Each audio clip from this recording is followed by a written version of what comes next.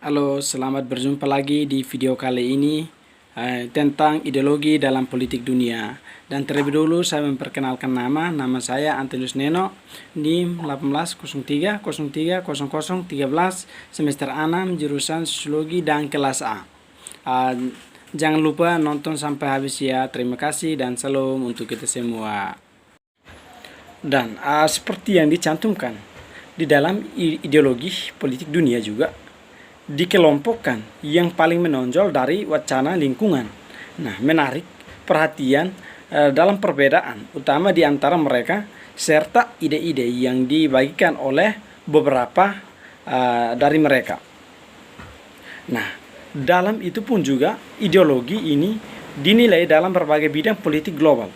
Nah, dia menunjukkan bahwa beberapa ideologi lingkungan memiliki dampak yang jauh lebih besar dibandingkan yang lain. Meskipun ada perbedaan dalam pengaruh keduanya dari waktu ke waktu dan tergantung pada bidang politik global yang diperiksa. Dan yang lebih khususnya lagi yang dikemukakan oleh Friedrich Ramel, beliau meneliti tentang ideologi perdagangan global. Dalam hal ini adalah ruang non terrestrial yang dapat diakses oleh semua, tidak dimiliki oleh siapapun. Nah, semacam yang dibagikan ruang udara internasional, atmosfer, laut lepas, dan dalam dunia maya. Nah, dalam mereka saat ini menjadi masalah utama bagi pemerintah. Nah, mempertahankan akses ke sana adalah hal yang mengenangkan tujuan dan mental baik untuk akses bersenjata dan kemakmuran dalam ekonomi global. Perubahan besar dalam cara wacana Amerika Serikat dan pandangan lawan diatur oleh seputar masalah tersebut. Nah, terlepas dari situ juga yang dikemukakan oleh KGSN bahwa rezim demokrasi selalu mengandaikan model masyarakat dan budaya politik terus yang menyertainya. Bahkan pemberontakan konservatif baru-baru ini berbagai hal yang semacam paradoks telah menunjukkan sifat dasar demokrasi. Nah, karena jika mereka menggunakan institusi demokrasi yang ada untuk membongkar basis salah mereka, mereka juga mengungkapkan bahwa demokrasi sebenarnya adalah bentuk kehidupan dan bukan sekedar rezim politik. Namun, sementara demokrasi tidak lagi terbukti dengan sendirinya dan dalam bahaya. Penulisan juga mencatat bahwa hasil politik regresif dalam beberapa tahun terakhir tidak menunjukkan apa-apa, menunjukkan kecenderungan sejarah yang tak tertahankan sebagai semacam perluasan konseptual ke ini menurut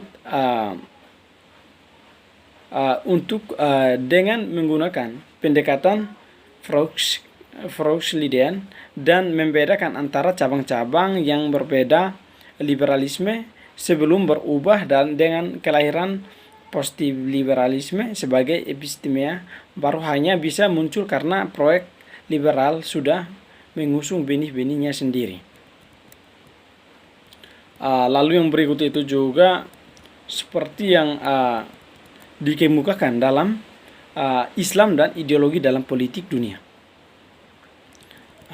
Dalam topik yang sangat luas seperti peran agama besar dunia, panggung global politik membutuhkan perlakunya yang sama luas, menangkap ide-ide yang sangat beragam. Untaian pemikiran, tren, kecenderungan dalam penggunaan politik atau tidak Islam oleh Muslim di seluruh dunia. Untuk tujuan ini, saya telah memutuskan pada pendekatan dua arah. Nah, untuk mengatur wacana Islam yang berbeda, saya mengusulkan taksonomi itu untuk membedakan cara tradisional, rasional, dan progresif untuk terlibat dengan hubungan ideologi Islam. Kedua, untuk mengkonstruktualisasikan kategori ini, diperlukan penting untuk melacak silsilah tentang cara Muslim berhubungan dengan agama mereka. Berikutnya, tempat lain ada kecenderungan untuk menghadirkan manifestasi politik Islam kontemporer baik dalam konteks domestik, regional, atau global sebagai kebangkitan Islam. Dan sebelum mengakses keakurat Islam itu, penting untuk memahami fragmen dalam konteks perubahan tatanan global yang mulai bentuk setelah Perang Dingin di era saat dunia bergerak menuju milenial baru. Dan agama Islam dalam ideologi dunia Muslim, konteks dalam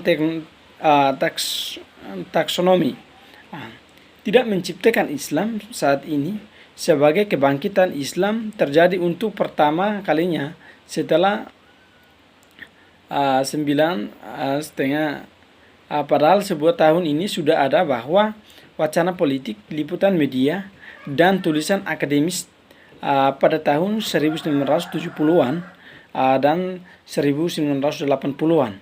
Ketika itu digunakan samping istilah fundamentalisme, istilah saat ini kali dipenerapkan dan kesesuaiannya tampak difokusnya dan dikonfirmasi oleh serangkaian peristiwa individu dari perkembangan jangka panjang yang lebih revolusi Islam di Iran pada tahun 1997 yang mengakhiri rezim Shah.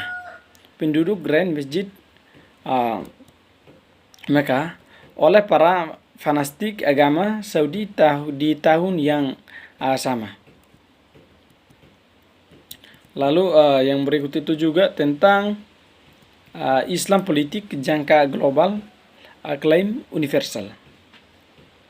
Pemikiran politik Sani Syai tradisional juga telah membentuk oleh dikaitkan dengan atau diklaim oleh kelas intelektual mereka masing-masing.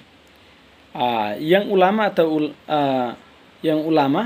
yang sebagai bagian dari tubuh pembelajaran Islam tradisional, mereka kurasi juga telah mengembangkan teori politik yang terus menyediakan titik tolak yang prinsip-prinsip dasar untuk penggunaan ideologis Islam. Lalu yang berikut itu juga tentang menghadapi modernitas, mengisi ulang khalifahan dan pan-islamisme. Ide-ide Muslim modern awal untuk kebangkitan Islam terdiri dari gabungan tradisi, elemen densional, progresif, dan reaksioner.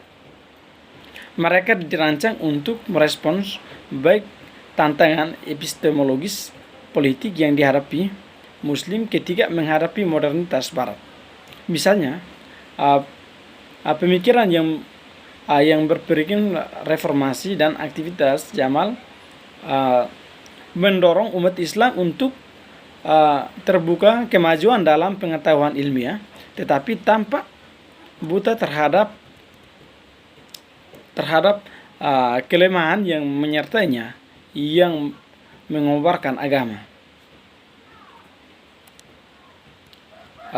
Terlepas dari situ juga mengambungkan dan agama dan negara yang tidak menyembirakan.